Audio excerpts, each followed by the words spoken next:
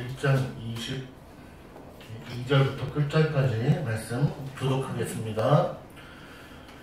그 생물의 머리 위에는 수정 같은 궁창의 형상이 있어 보기에 두려운데 그들의 머리 위에 펼쳐져 있고 그 궁창 밑에 생물의 날개가 서 있는데 이 생물은 날개로 몸을 가졌고 저 생물은 날개로 몸을 가졌더라.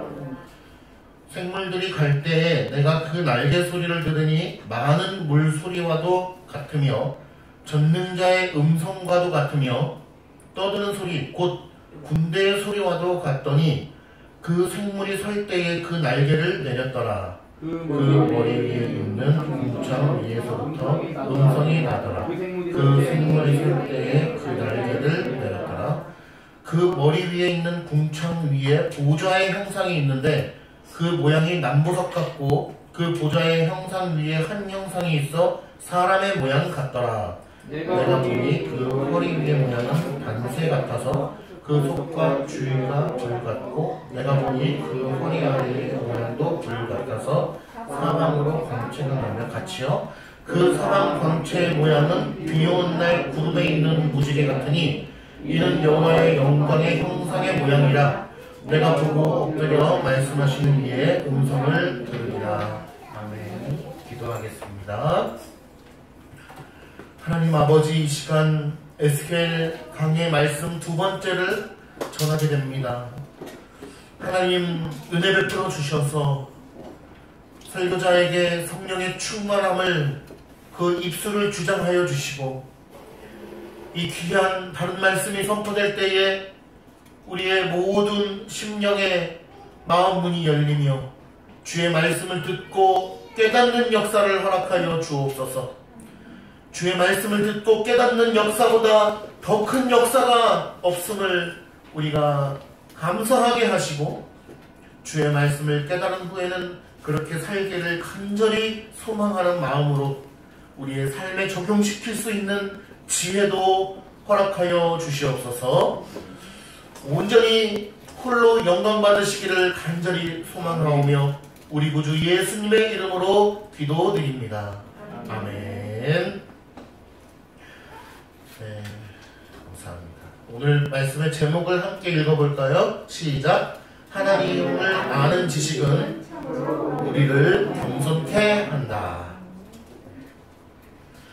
여러분, 하나님 앞에, 하나님 말씀 앞에 겸손케 되어진 적을 경험하신 적이 있나요?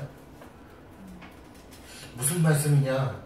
나는 늘 겸손한데 겸손케 된 적이 어디 있느냐? 라고 물어보실 수도 있습니다. 그런데 살다 보면 하나님을 아는 지식, 그러니까 지식이라고 해서 어떤 공부를 한다 그런 개념이 아닙니다. 어떤 세상의 학문처럼 하나님을 갑자기 알게 돼서 그 앞에 겸손하게 된다는 것이 아닙니다. 하나님께서 우리의 신앙의 인생 가운데, 총체적인 인생 가운데 하나님께서 자신을 나타내 보이실 때가 있어요. 그것은 때로는 고난을 통해서, 때로는 기쁨 속에서, 때로는 실패 속에서, 성공 속에서, 때로는 아픔 속에서, 육체의 무너짐 속에 여러 가지 인생의 채널들을 통해서 하나님을 나타내 보이실 때가 있습니다. 우리는 그럴 때 하나님 앞에 납작 엎드려 겸손케 될 때가 있는데 그것은 하나님의 은혜요, 하나님의 인도하심입니다. 왜냐하면 하나님께서 그의 손에서 우리를 놓으신 자들은 그러한 감정조차 느끼지 못하기 때문입니다. 우리의 가슴이 회칠한 무덤과 같아서 하나님의 말씀을 듣고도 반응하지 아니하며 실패 속에서도 하나님을 찾지 아니하고 성공 속에서도 하나님께 감사하지 아니하고 육체의 어려움 속에서도 주님의 전능하심을 의지하지 않고 건강함 속에서도 기쁨과 자족을 누리지 못하는 우리의 심령은 하나님의 말씀이 들어갈 틈이 없는 회칠한 무덤과 같기 때문입니다. 그러니 우리의 인생의 삶 속에서 하나님 앞에 납작 엎드려져서 오늘 에스겔 선지자와 같이 하나님을 아는 참된 지식 앞에 자신이 납작 엎드려져서 하나님을 경외하는 심령을 갖는 것이 얼마나 복된 것인가를 깨닫기를 바랍니다. 오늘 말씀을 통해서 여러분 하나님을 아는 지식 앞에 내가 얼마나 미미한 존재인지, 하나님께서 나를 인도해 주시지 않는다면, 나를 보살펴 주시지 않는다면 아무것도 할 수 없는 미미한 우주의 먼지와 같은 존재라는 것을 깨닫는 역사가 있기를 바랍니다. 어린아이와 같지 아니하면 하늘나라를 볼 수 없다고 말씀하셨습니다. 어린아이와 같다는 것은 여러 가지 의미가 있지만 가장 중요한 것은 바로 하나님께서 돌보아 주시지 아니하면 아무것도 할 수 없는 신생아와 같은 존재를 이야기하는 것이죠. 신생아를 다 키워보셨지만 어떻습니까? 본인이 스스로 알아서 할 수 있는 것은 단 한 개도 없다는 사실을 우리 모두가 알 것입니다. 우리의 존재가 바로 그와 같다. 하나님 앞에 그런 귀한 은혜를 깨닫는 역사가 아니라면 여러분들의 인생은 참으로 헛되게 될 것입니다. 부자가 된들, 성공한들, 학벌이 좋든, 건강한들, 그 모든 것은 다 필요 없는 우주의 먼지와 같은 존재. 그러나 하나님께서 은혜를 베풀어 주셔서 하나님의 영광을 배우는 자는 우주의 먼지 같은 그 존재가 얼마나 귀하고 값지게 되느냐, 바로 성삼위 하나님, 성삼위일체 하나님의 그 영광에 참여하게 되는 귀한 영광을 누리게 된다는 것입니다. 그러므로 하나님의 말씀 안에서 그리스도를 믿는 믿음으로 말미암아 거룩하게 된 자는, 거듭나게 된 자는 무한히 영광스러운 하늘 소망을 바라보며 나아가게 될 것이요, 그렇지 않은 자는 우주의 띠끌과 같은 그러한 비참한 인생을 살게 되는 것입니다. 여러분, 그러니 이 자리에 나와서 하나님의 말씀을 듣고 하나님의 영광을 바라기를 소망하는 여러분들은 얼마나 복되고 무한히 영광스러운 삶을 살고 있는 것인지요. 오늘 에스겔이 하나님의 영광을 배웠던 것처럼 우리도 오늘 이 말씀을 통해서 하나님의 영광을 배울 수 있기를 간절히 소망합니다. 지난주 에스겔 말씀에는 어떠한 말씀이 있었는지 기억나시는지 모르겠습니다. 많은 이야기들이 있었지만 저는 제목을 여러분들이 기억할 수 있기를 바라요. 천사들도 하나님의 영광을 위하여 곧게 가는데 택함 받은 너희들은 왜 그렇게 하지 못하느냐 라고 하는 하나님의 질책이 우리의 가슴 속에 남아있기를 바랍니다. 아멘. 천사들이 하나님의 영광과 하나님의 섭리의 일을 이루고자 뭐처럼 빠르게 왔다 갔다 한다고 그랬어요? 번개처럼 빠르게. 그래서 에스겔은 마치 번개가 치는 것처럼, 번개가 왔다 갔다 하는 것처럼 천사들이 하나님의 영광을 위하여, 그 일을 위하여 왔다 갔다 한다 라고 하는 그러한 환상을 우리에게 소개해 주었습니다. 그런데 오늘 1장에서 천사의 움직임, 또 내 생물들의 얼굴들, 내 생물들의 날개, 이런 것만 우리에게 소개를 했다면 오늘 1장은 절반밖에 오지 못한 것입니다. 왜냐하면 에스겔 선지자는 그 환상을 통해서 결국 우리가 누구를 보기를 원하는 것일까요? 하나님의 영광을 배웠기를 소망하는 마음으로 오늘 하나님께서는 이 환상을 보여주셨고 에스겔 선지자는 그것을 기록했기 때문입니다. 하나님의 영광까지 가지 못한다면 우리의 신앙은 반쪽짜리 신앙이요, 결국 아무것도 아닌 신앙이 되는 것이죠. 오늘 1장 22절부터 28절까지의 말씀을 통해서 하나님의 영광을 배웠기를 간절히 소망해요. 아멘. 하나님의 영광은 하나님의 실체를 본다는 것이 아닙니다. 하나님은 요한복음 4장 24절 하나님은 영이시니 예배하는 자가 신령과 신정으로 예배할지니라. 네, 그거 다시 좀 똑바로 해주셔야 될 것 네, 오늘은 유튜브가 안 됩니다. 아프리카로 하고 있는데 유튜브가 왜 안 되는지 모르겠어요. 그 영상이 먹지가 않아요. 하나님의 영광을 배웠기를 간절히 소망하는 것이죠. 자, 그래서 오늘 본문을 함께 볼 텐데요. 본문을 계속 펼쳐놔 주시고 또 가능하면 볼펜도 있고 볼펜이 없으시면 혈서로 할 수는 없지만 피로 할 수는 없지만 마음의 동그라미를 마구마구 쳐주시기를 바랍니다. 마음의 볼펜. 성경책 자체는 여러분 너무 아끼지 마세요. 줄도 그시고 메모도 하시고 형광펜도 칠하시고 이렇게 성경책 자체는 아끼지 마시고, 아끼지 말란다고 해서 함부로 다루라는 것이 아니고 열심히 말씀을 읽고 동그라미 치고 언더라인도 하고 그렇게 하시기를 바랍니다. 그래서 성경책을 자주자주 여러분 바꾸셔야 돼요.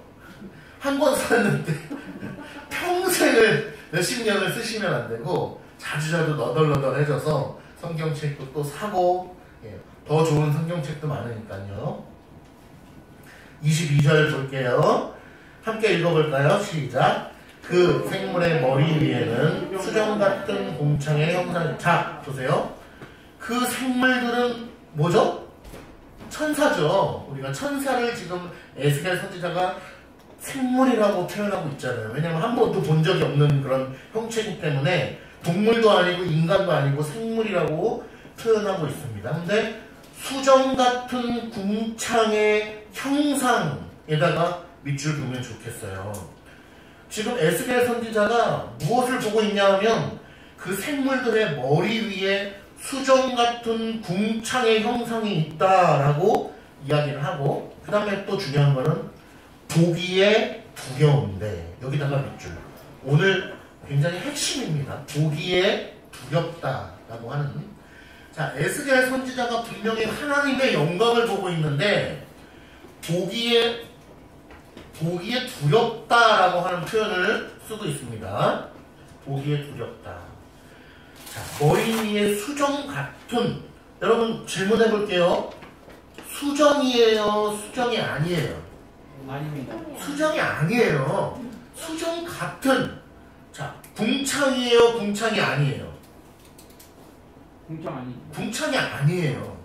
궁창의 형상을 본다는 겁니다. 수정 같은 궁창의 형상을 보고 있다는 점을 알아주셔야 돼요. 그러니까 이 이단자들이 야, 에스겔이 하나님의 영광을 봤는데 하나님은 궁창과 같은 존재야. 그러면서 저 하늘을 보면서 저게 하나님이야 라고 이야기하는 이단자들이 많다는 거죠. 하나님은 다시 한번 말씀드리지만 요한복음 4장 24절 하나님은 영이십니다. 하나님은 보이지 않는 분이에요. 하나님이 보이는 분이면 그때부터 하나님이 아니에요. 하나님이 팔다리, 눈, 좌회전, 우회전이 있으면 더 이상 하나님이 아니에요. 눈에 보이는 순간 그건 하나님이 아닙니다. 네, 마스크를 좀 벗어야 돼요. 이상한 소리가 자꾸 나네요. 그러므로 우리가 오늘 에스겔 말씀을 보면서 계속 유의해야 될 거는 하나님께서 에스겔을 통하여 어떤 형상을 보여주셨는데 그것은 하나님의 영광을 보기 위한 어떠한 극히 미미한 일부의 형상으로 보여주셨다라는 거지, 하나님을 배웠다, 하나님의 영광을 봤다라고 하는 것은 말이 안 된다는 것입니다. 혹자들 중에 그런 사람들이 있어요. 책에 시중에 가면 하나님을 보고 왔다 이런 사람들이 있어요. 또 때로는 천국을 보고 왔다, 지옥을 보고 왔다 라고 이야기하는데 이것은 다 가짜인 거를 여러분들이 아셔야 되겠죠. 물론 천국과 지옥은 물리적으로도 존재하는 공간이지만 성경적으로 있을 수가 없는 일입니다. 그렇기 때문에 하나님을 봤다든지 천국과 지옥을 봤다든지, 오늘 하나님께서 직접 그에게 환상을 통하여 보여주시는 에스겔마저도 하나님의 영광을 본 적이 없어요. 하나님의 영광을 느낄 수 있는 아주 조그마한 그 미미한 형상을 간접적으로 본 것입니다. 이해가 되시죠?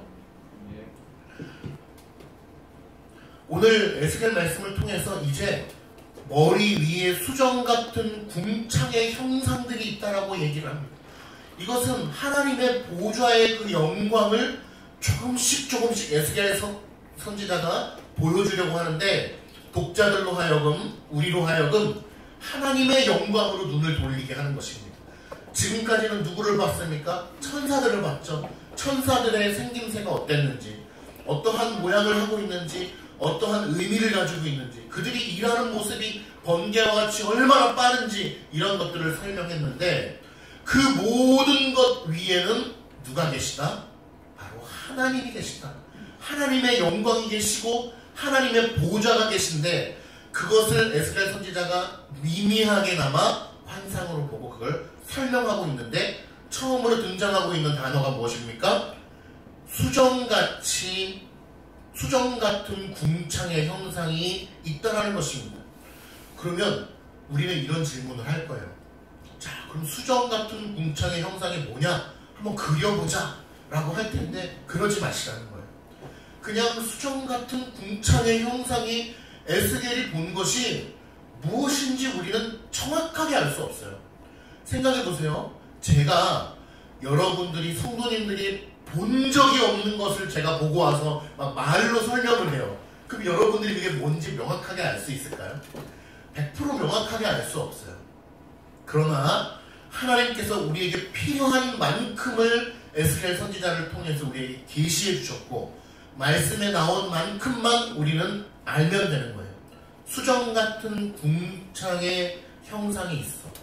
이런 걸 보면 우리는 딱 무엇을 떠올립니까? 우주 쫙 펼쳐져 있는 은하수 위에 뭔가 보석 같은 별들이 쫙 펼쳐져 있고, 그 어떤 궁창 같은, 하늘 같은 파란 그런 걸 상상하게 되지만, 그런 걸 상상하는 것이 유익하지 않다라는 거예요. 왜냐하면 사람의 죄성은 그게 하나님이구나 라고 생각을 하게 되기 때문이에요. 사람의 죄성은 여기다가 십자가를 걸어놓으면 이게 하나님이구나 라고 그걸 받아들이게 된다는 것이 역사적으로, 성경적으로도 증명이 되었기 때문에, 그러한 것을 상상하는 것이 굉장히 위험하다라는 것을 말씀을 드리는 거예요. 그러니까 우리는 말씀에 계시된 대로 수정 같은 궁창의 형상, 이렇게 받아들이시면 될 것 같습니다. 그런데 그것을 보면서 에스겔이 어떠한 감정을 느꼈대요? 말씀해 보니까 두렵다라고 하는 감정을 느꼈다는 거예요. 여러분, 하나님께서 우리가 파란 하늘을 보았니? 보세요. 파란 하늘을 보면서 어떤 감정을 느껴요? 두려움을 느끼나요? 그렇지 않죠. 아름다운 감정을 느끼잖아요. 그런데 오늘 너무나 아름다운 것을 보면서도 에스겔은 그 심령 가운데 두려움을 느꼈다는 겁니다. 자, 두려운 감정을 느끼게끔 해주신 분은 누구죠? 하나님이에요. 스스로 두렵다, 누군가는 두렵고 누군가는 기쁘고, 그게 아니에요. 하나님께서 이 수정 같은 궁창의 형상을 에스겔에게 환상으로 보여주시면서 그 요소 가운데 두려움을 첨가해서 에스겔에게 보여주신 겁니다. 에스겔이 그렇게 느낀 게 아니라. 아시겠죠? 하나님께서 자기 자신을 수정 같은 궁창의 형상을 통하여 에스겔에게 조금이나마 계시하여 주시는데, 거기다가 두려움을 첨가하여 에스겔에게 보여주셨다는 겁니다. 이따가 설교 말미에도 말씀드리겠지만, 여호와를 경외하라 라고 하는 말씀 아시죠? 여호와를 경외하라. 이거는 구약의 여러 주제 중에 아주 일관된 하나님의 말씀의 주제인데, 여호와를 경외한다라고 하는 거에는 두렵고 떨리는 마음으로 하나님을 바라보는 것이죠.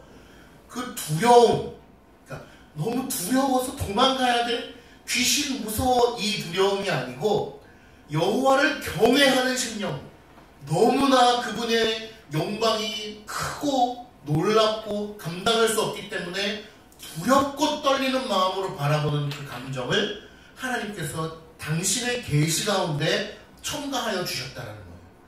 여러분, 오늘 에스겔이 느꼈던 그 두려움을 여러분 하나님을 뵈면서 느끼십니까? 하나님의 말씀을 대하면서 야, 정말 내가 하나님을 생각하니 두렵다.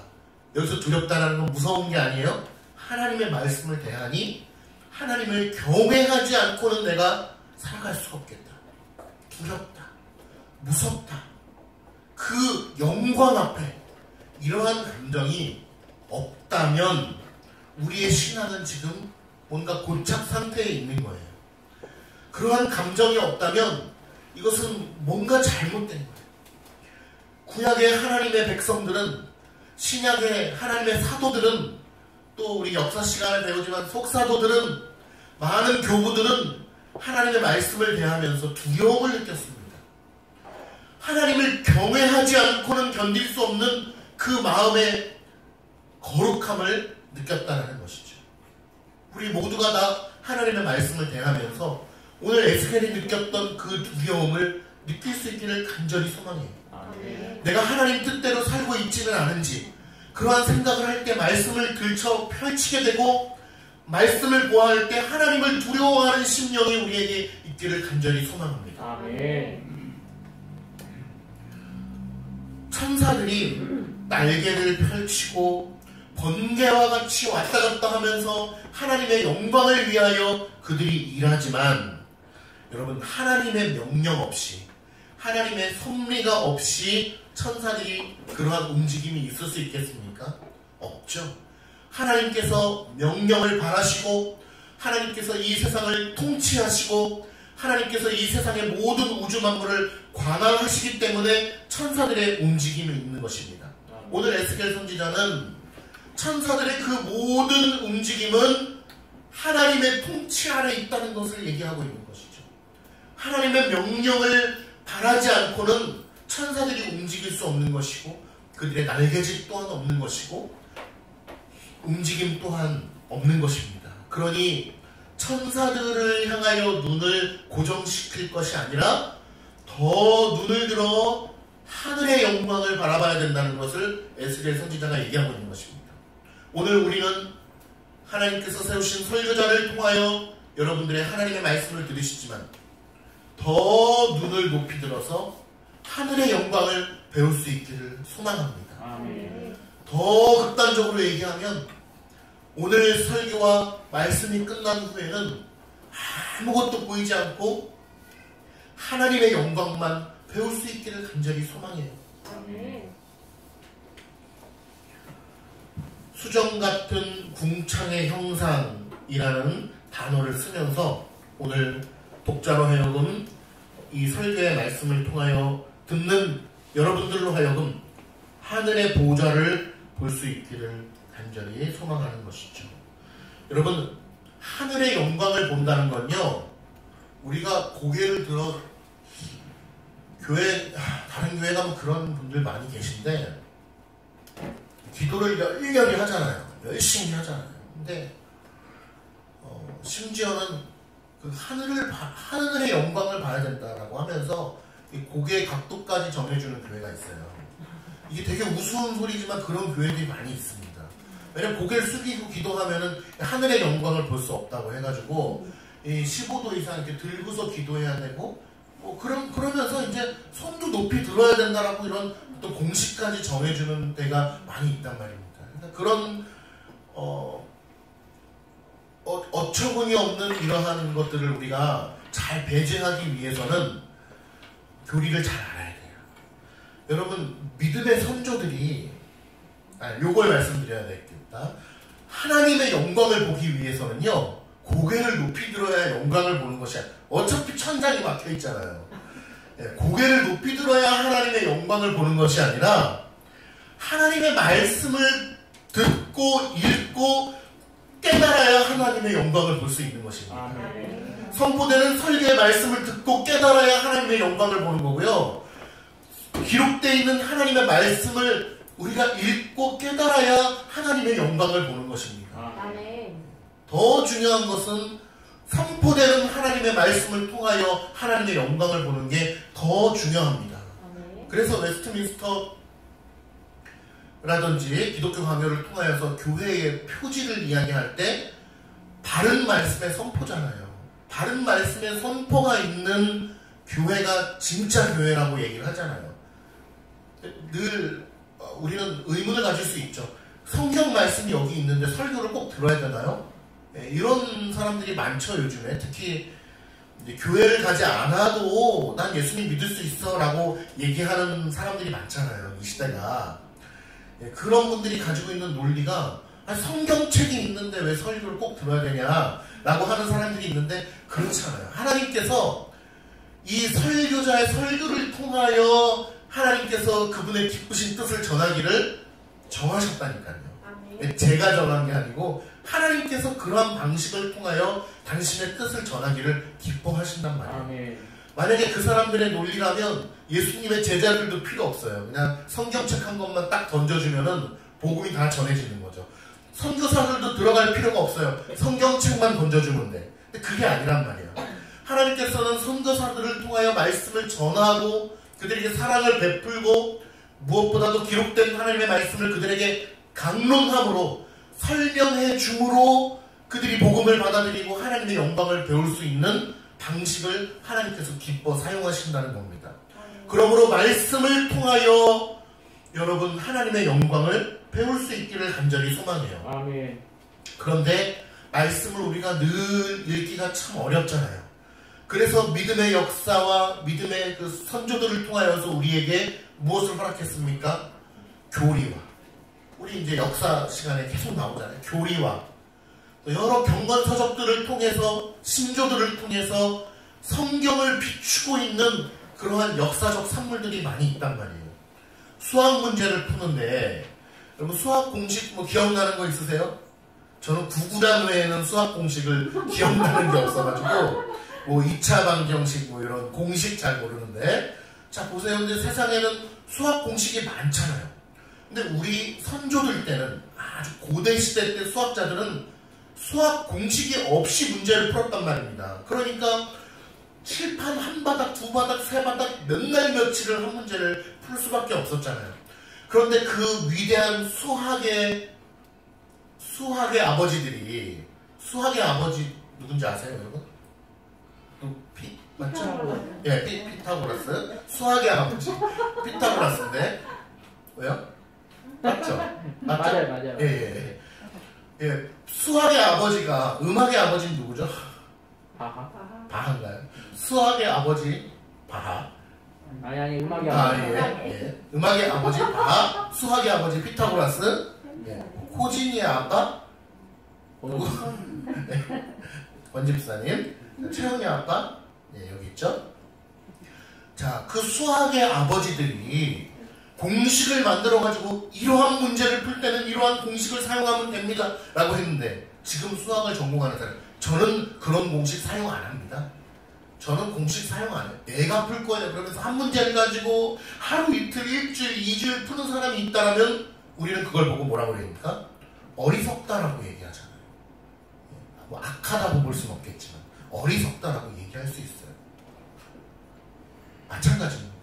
우리 믿음의 선조들이 그 공식들을 마련해 줬죠.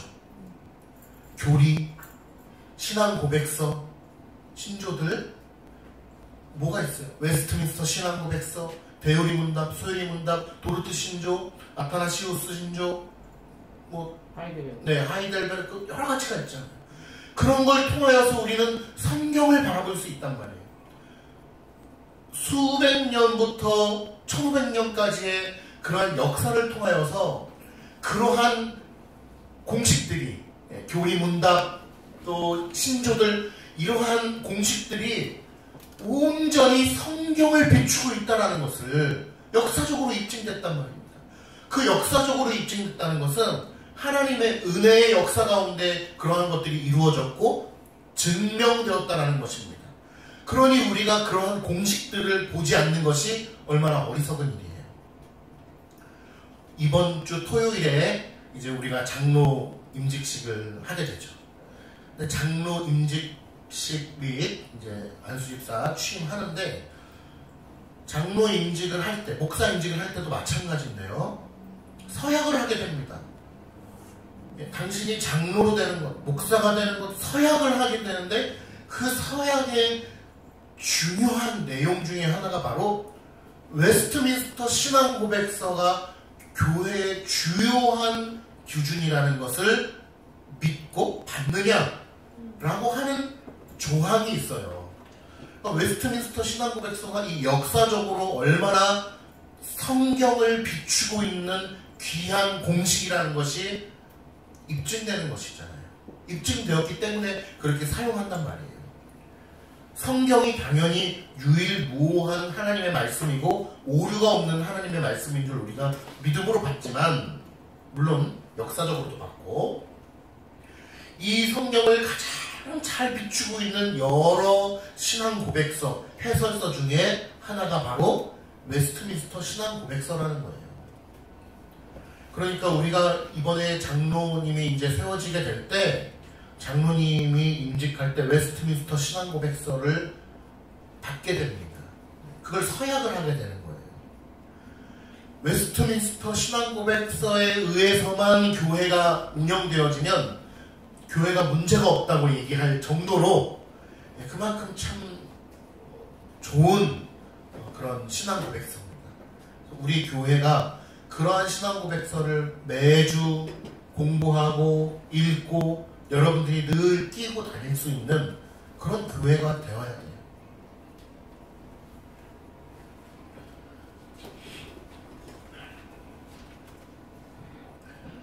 궁창이나 창공은 눈에 보입니까? 안 보입니까? 보이는 거죠. 하늘은 보이잖아요. 그렇죠? 창조된 세계니까 보입니다. 그러나 하나님은 어때요? 보이지 않는 분이에요. 그런데 하나님은 오늘 자신을 에스겔에게 계시해 주시면서 자꾸 당신의 영광을 조금씩 계시해 주시면서 무언가를 보여주신다는 겁니다. 왜 그럴까요? 에스겔에게 당신의 영광을 조금이나마 뭔가 유사성을 가지고 있는 것을 보여주시기 위해서 보여주고 있는 거예요. 죄인된 인간에게 하나님께서 당신의 영광을 보여주시려면 어떠한 것이 있어야 되는 거죠. 가시적인 것이. 그러니까 수정 같은 궁창을 이야기하고 있는 것이고 여러 가지 보여지는 것들을 에스겔이 말하고 있는 것입니다. 그러나 우리가 다시 한번 생각해야 될 것은 궁창이 하나님은 아니다.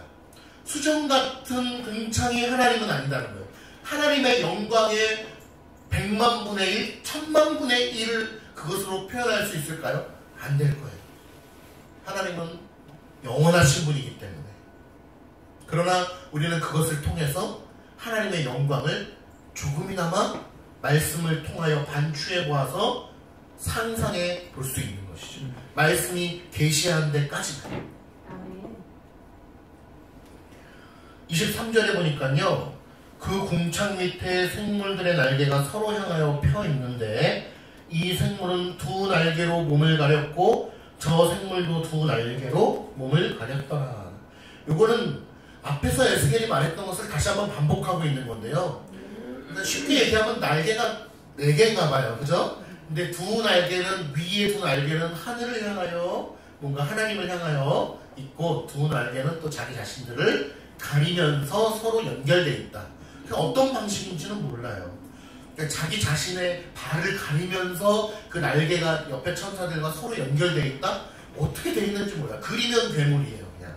그렇기 때문에 그냥 그렇게 하나님을 향하여 있으면서 자신들을 가리고 있다. 이 정도로만 우리가 받아들이면 될 것 같아요. 24절을 중요하죠. 한번 같이 읽어볼까요? 생물들이 갈 때에 내가 그 날개 소리를 들으니 많은 물소리와 같으며 전능자의 음성과 같으며 떠드는 소리 곧 군대 소리와도 같으니 그 생물이 설 때 그 날개를 가졌더라. 자 보세요. 날개 소리에다가 동그라미, 많은 물소리 동그라미, 전능자의 음성 동그라미, 또 군대의 소리 동그라미. 거기서는 안 되는데.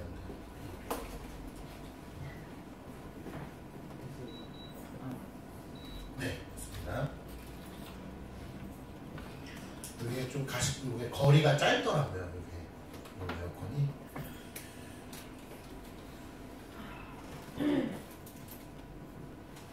자, 24절에 아주 중요한 말씀이 있습니다. 왜냐하면 날개 소리라고 하는 것이 굉장히 좀 어려운 부분인데 선지자는 오늘 날개 소리라고 얘기하고 있죠. 자, 여기서 나오는 이 소리는 뭐냐? 전능자의 소리를 얘기하고 있는 것입니다. 그러니까 보세요. 24절에 날개 소리를 들었대요.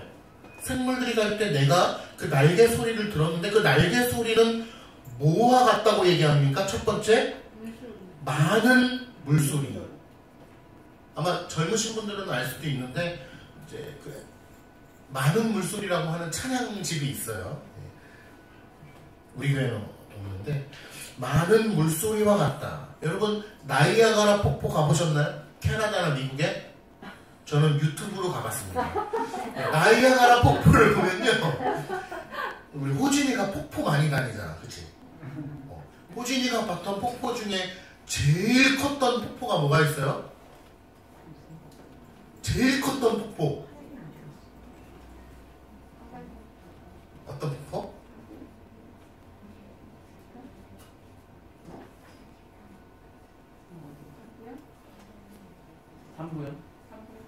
삼부영? 강원도 철원.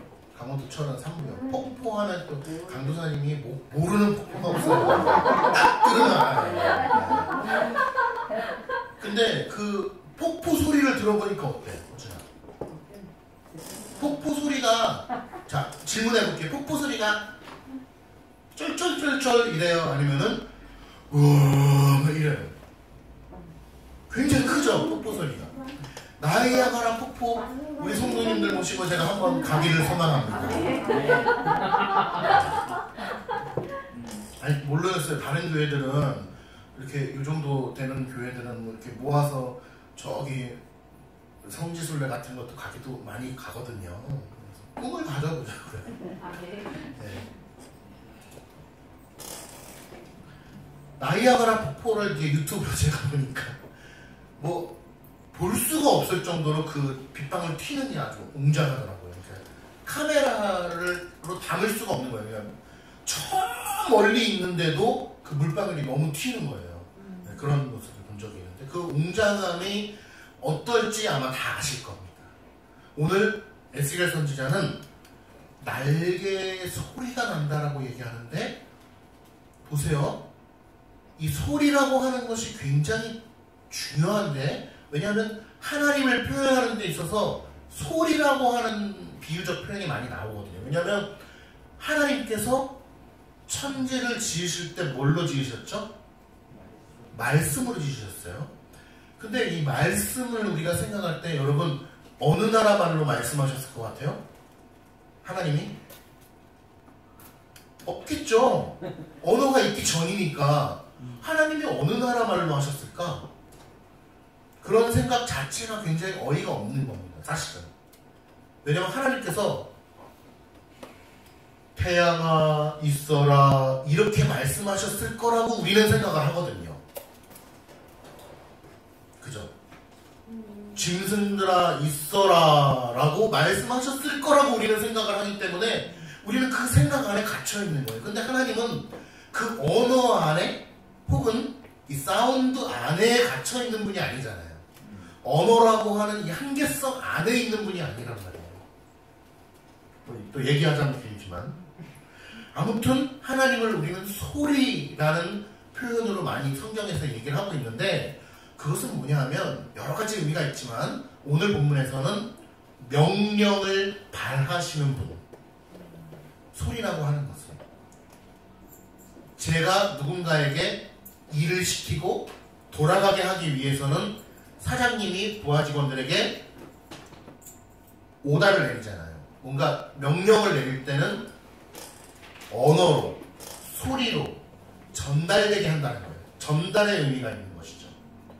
눈빛으로만 직원들을 시킬 수가 없잖아요. 소리로. 자녀들에게 무언가 신앙을 전수하려고 할 때 소리로, 언어로, 의미가 있는 언어로 전달되게 되잖아요. 텔레파시로만 전할 수 없잖아요. 하나님께서는 오늘 에스겔 선지자는 날개 소리라고 하는, 그러니까 우리가 또 날개 소리라고 하면 이렇게만 상상을 한단 말이에요. 펄럭펄럭인가? 천사들의 날개가 펄럭펄럭하니까 그 푸다닥 소리인가? 라고 생각하지만 그게 아니라 오늘 에스겔 선지자는 하나님의 명령을 발하는 소리, 무슨 소리인지 몰라요. 뭘 하셨는지는 모르겠어요. 그러나 온 우주 만물을 관할하시고 온 우주 만물을 움직이시는 하나님의 그 명령을 발하는 소리를 오늘 날개 소리랑 연결지어서 하나님의 음성을 비유적으로 표현하고 있다는 거예요. 왜냐? 천사들이 일을 하려면 날개짓을 하면서 왔다 갔다 하잖아요. 그런데 하나님의 명령이 없이 천사들이 날개짓을 하나요? 아니죠? 하나님이 일을 안 하시는데 천사들이 일을 하나요? 그건 이단이죠. 하나님은 쉬고 계셔. 천사들이 명령받은 걸로 지금 왔다 갔다 하고 있는 거야. 이러면 이단이 되는 겁니다. 왜냐하면 삼위일체랑 연결이 되기 때문에. 하나님은, 예수님께서 이렇게 말씀하셨어요. 아버지께서 일하시니 나도 일한다. 하나님은 쉬는 분이 아니세요. 하나님이 잠깐 동안 쉬고 계셔 라고 하는 순간 이단이 됩니다. 하나님은 쉬는 분이 아니고 영원토록 일하시는 분이세요. 지금 내 심장이 뛰고 있는 것도요, 하나님께서 내 몸이 심장이 뛰도록 세팅해 놓은 것이 아니라 하나님께서 일하시기 때문에 내 심장이 뛰고 있는 거예요. 아멘. 하나님께서 일하고 계시기 때문에 지구가 자전하고 공전하고 있단 말입니다.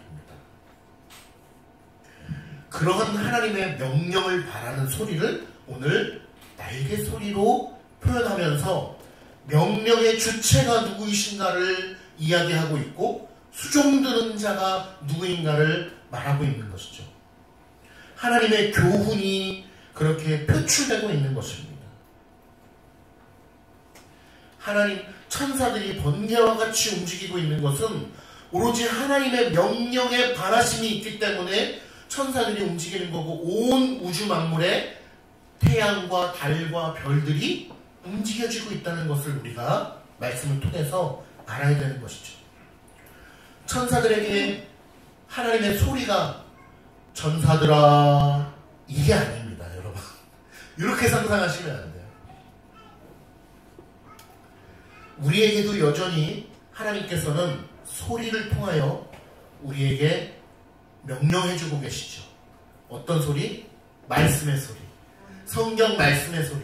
설교의 말씀의 소리를 통하여 하나님께서 오늘 우리에게 말씀하고 있다는 것이죠.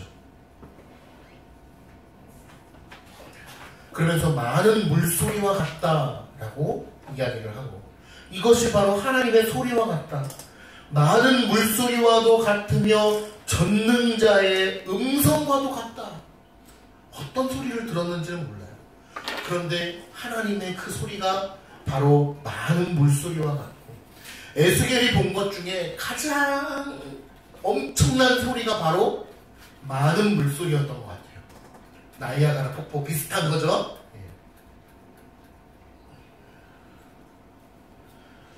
우리 성도님들과도 그러한 시간이 앞으로 있었으면 좋겠어요. 폭포를 보러 갈 때 같이 가서 그런 폭포를 보면서, 야, 이게 많은 물소리구나, 이런 것들을 느낄 수 있는 시간이 있으면 좋겠어요. 강도사님과 그런 시간들이 좀 있었어요. 가평에 폭포를 갔었는데, 명지폭포라는 곳에 갔었는데, 작은 폭포였지만 참 그 물소리가 사람들이 찾지 않는 어떤 명지산이라는 곳에 갔고, 그 산을 올라가는 1시간 내내 어마어마한 양의 물들이 흘러 넘치는 그러한, 그러니까 거길 보면서 강도사님하고 계속 얘기했던 게, 야, 천지가 창조됐을 때 이런 느낌이었을까? 에덴 동산이 이런 느낌이었을까? 그런 얘기를 했었는데, 그런 자연 만물을 보면서도 우리는 하나님의 위대하심을 볼 수 있고, 하늘을 보면서도 우리는 하나님의 영광을 보고, 밤하늘의 별빛을 보면서 하나님의 사랑을 느낄 수 있기를 바랍니다. 칼빈이 이런 얘기를 했어요. 나는 아침에 눈을 뜰 때마다 하나님의 영광을 본다. 자연 만물을 보면서 하나님의 은혜를 느낄 수 있기를 간절히 소망하고, 그것은 말씀을 통하여 하나님의 영광을 본 자만이 가능하다는 것을 우리가 알아야 될 것입니다. 그리고 또 하나님의 소리가 이와 같다고 얘기를 합니다. 떠드는 소리 곧 군대의 소리와도 같더라. 여러분, 떠드는 소리 곧 군대의 소리가 뭘까요? 군대의 소리라고 하면은 저는 이렇게 표현해드리고 싶어요. 수많은 군인들이 제식 훈련할 때, 아시죠? 예를 들면 TV에서도 나오는데, 이제 요거는 중국이나 북한을 좀 예를 들 수밖에 없네요. 공산주의 국가를. 공산주의 국가의 그 열병식을 보면은 어때요? 하나의 흐트러짐이 없죠. 왜냐면 흐트러지면 어떻게 되니까? 바로 저기 끌려가니까. 하나의 흐트러짐이 없이 완벽하게 하나를 이루어서 수천 명의 군사들이 하나의 제식으로 소리를 내고 손을 움직이고 발걸음을 움직이는 모습을 보신 적이 있을 겁니다. 또 동일하게 움직이지 않는다 하더라도 헌병들이 총을 돌리는 그런 제식 훈련 같은 것들을 본 적이 있을 겁니다. 총이 올라갈 때 어떻습니까? 총을 촥 던지는데 촥촥촥촥촥촥 던지면서 탁 받고, 제 동기 목사님이 그 헌병대를 나왔는데, 헌병대 그런 걸 뭐라 그러죠? 이렇게 앞에 나가서 정복 입고 이렇게 돌리는, 총 돌리고 그런 사람들을 뭐라 그러죠? 내 생각이 안 나네. 혹시 아세요, 박 선생님? 아무튼 그런 걸 나왔어요. 근데 자기가 그 군대에 들어가는 순간 너무 황당했다는 거예요. 다들 한 손으로 총을 돌리고 있다는, 보지도 않고. 자기는 이제 죽었다. 야, 어떻게 저렇게 한 손으로 총을 돌리냐. 그런데 일주일 후에 자기가 눈 떠보니까 자기가 혼자서 이렇게 돌리고 있더라는 거예요. 그런 얘기를 들은 적이 있는데, 군대, 여러분, 우리 대한민국 군대를 보세요. 다 전술 훈련이 짜져 있잖아요.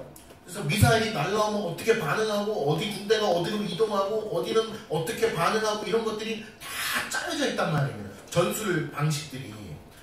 그 군대가 일사불란하게 움직이는 것이 자기 멋대로 움직이는 것이 아니라 어떤 상부의 명령의 하달로 인하여서 촥촥촥촥촥 부대들이 움직이는 그러한 모습들을 우리가 이해해 볼 수 있을 것 같아요.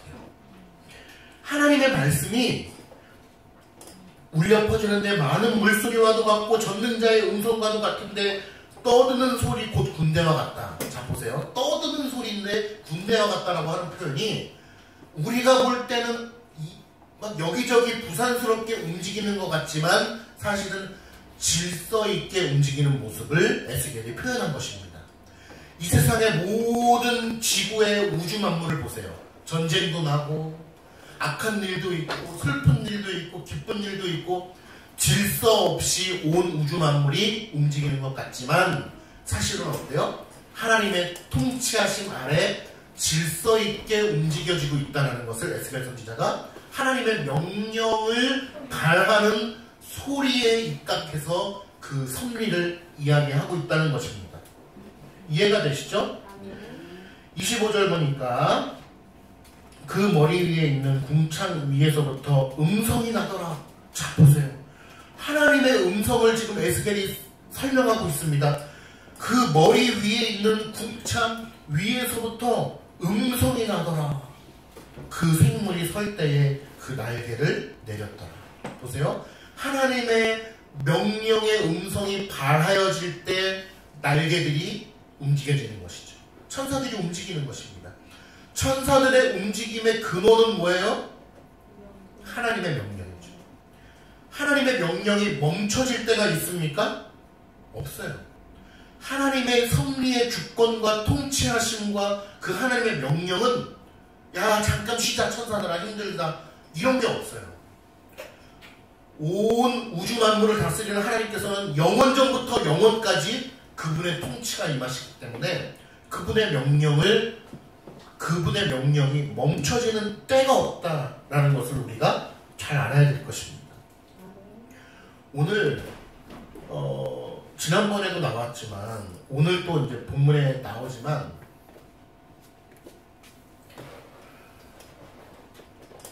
하나님의 음성을 성경에서는 에스겔도 그러지만 다윗도 그렇고 우레소리에다가 비유를 많이 합니다. 여러분 우레라고 하는 거는 이제 쉽게 천둥이죠. 천둥 소리 어때요? 하은아 천둥 소리 한번 흉내내봐. 천둥 소리 몰라요? 채훈아 웃고 있지 말고 난 못해. 천둥 소리 어때? 천둥 소리. 천둥 소리 한번 흉내내볼까요? 우릉망강. 이 소리의 그 서라운드가 어떻습니까? 예, 서라운드가 소니 뮤직에서 나온 스피커랑 비교가 될까요? 그렇지 않죠. 잘 아시잖아요. 천둥 소리.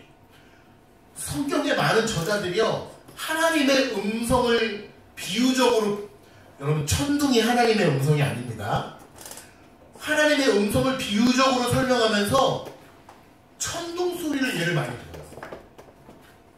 번개 치잖아요. 천둥 번개라고 하죠. 근데 어떤 게 먼저 와요? 원래는?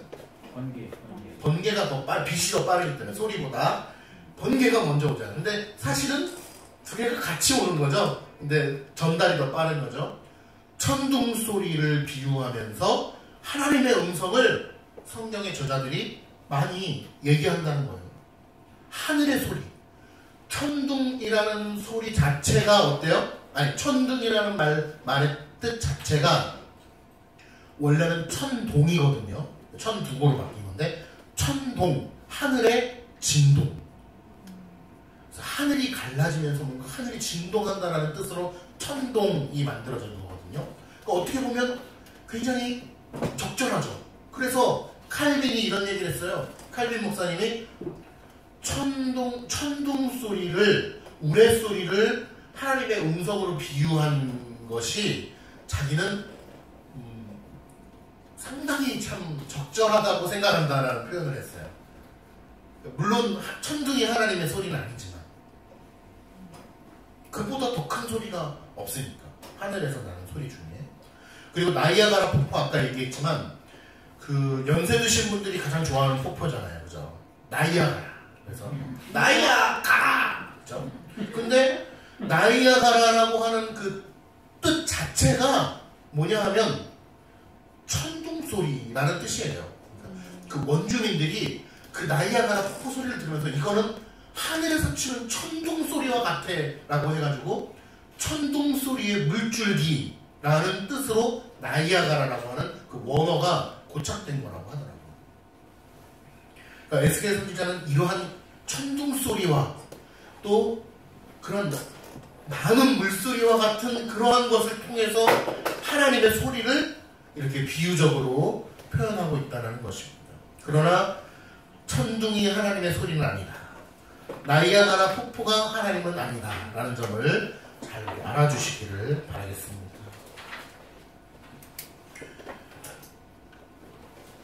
우리는 세상이 그냥 돌아간다라고 얘기하지만 하나님께서 일하고 계시다는 것을 우리가 잘 알아야 될 것 같아요.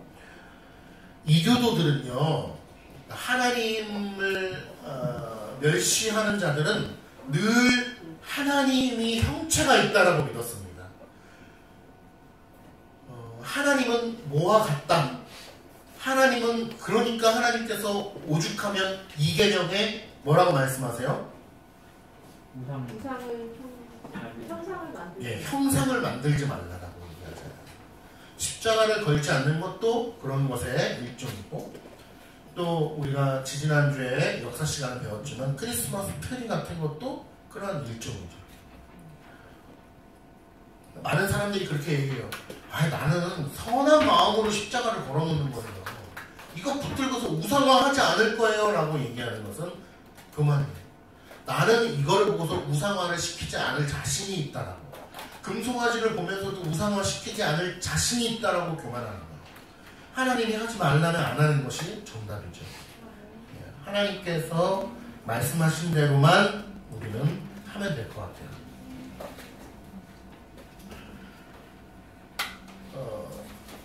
그래서 하나님을 물질적인 형상으로 하려고 하는 시도는 굉장히 악한 것이다 라는 것을 잘 우리가 알기를 바랍니다. 자, 이제 중요한 사항을 한 가지 설명드리고 마치도록 하겠습니다. 26절에 보니까 그 머리 위에 있는 궁창 위에 보좌의 형상이 있다고 합니다. 여러분, 보좌가 무엇입니까? 의자죠, 의자. 왕의 의자죠. 자, 보좌의 형상이 있대요. 보좌를 본 겁니까? 보좌의 형상을 본 겁니까? 보좌의 형상을 본 거예요. 보좌가 아니에요. 엄청나게 큰 의자가 거기에 있는 게 아닙니다. 보좌의 형상을 보고 있는데 이건 환상이에요. 지금 그 모양이 남보석 같고, 남보석이 뭔지 아세요? 집에 다 하나씩 있죠. 남보석. 뭐 사파이어 보석 같은 거예요. 뭐 파라면서도 보랏빛 나면서 뭐 그런 보석을 남보석이라고 하는 것 같아요. 남보석 같고, 그 보좌의 형상 위에 한 형상이 있는데 여기가 중요해요. 오늘 핵심. 한 형상을 이제 봤어요. 점점 하나님의 영광으로 막 가고 있어요. 하나님의 영광을 보는데 사람의 모양 같더라 라고 얘기하고 있어요. 여러분, 여기서 이러한 질문을 딱 들어야 돼요.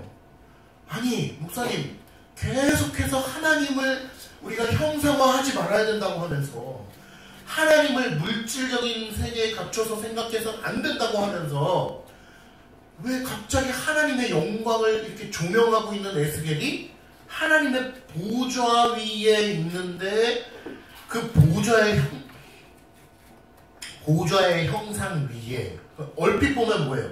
왕의 의자 위에 사람의 모양을 하고 있는 사람이 앉아있다라고 에스겔이 얘기하는 거잖아요. 그럼 우리는 딱 봤을 때, 야, 이거 불경스럽다. 하나님의 영광을 이야기하면서 어떻게 사람의 모양 같다라고 에스겔이 얘기할 수 있냐라고 얘기를 할 수가 있겠죠. 그러나 그 말씀의 본의를 오늘 말씀드리는 것이 바로 포인트고 핵심입니다. 무엇이냐? 바로 오늘 사람의 모양은 아닙니다. 사람의 모양 같은 모양을 오늘 에스겔 선지자가 환상을 통해서 봤는데, 이것에 대해서 수많은 사도들과, 수많은 사도는 아니고 사도는 몇 명 안 되니까, 사도와 교부들과 많은 신학자들이 이 말씀을 가지고 뭐라고 말씀을 하고 있느냐? 바로 하나님께서 뭘 것 같아요? 딱 느낌이 오시죠?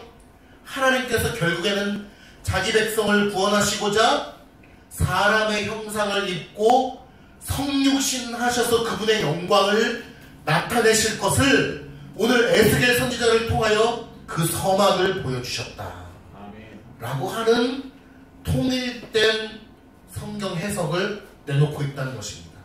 저 역시 사도들과 교부들과 칼빈 목사님이 얘기한 그 성경의 해석을 믿음으로 따릅니다.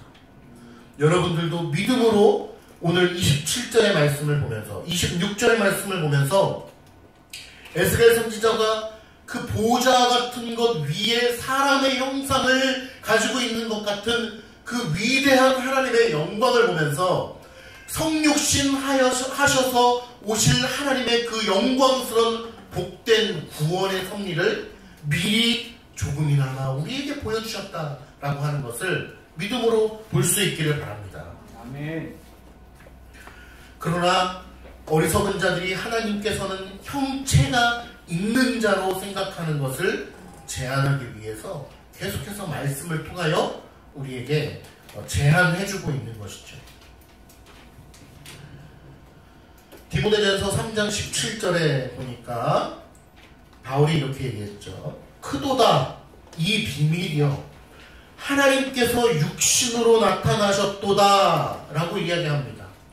그러면서 이 말씀이 사실은 오늘 에스겔 1장 26절의 말씀을 비추고 있는 것입니다. 사도 바울이 에스겔 말씀을 통하여서 크도다 비밀이요 비밀스러운 거예요.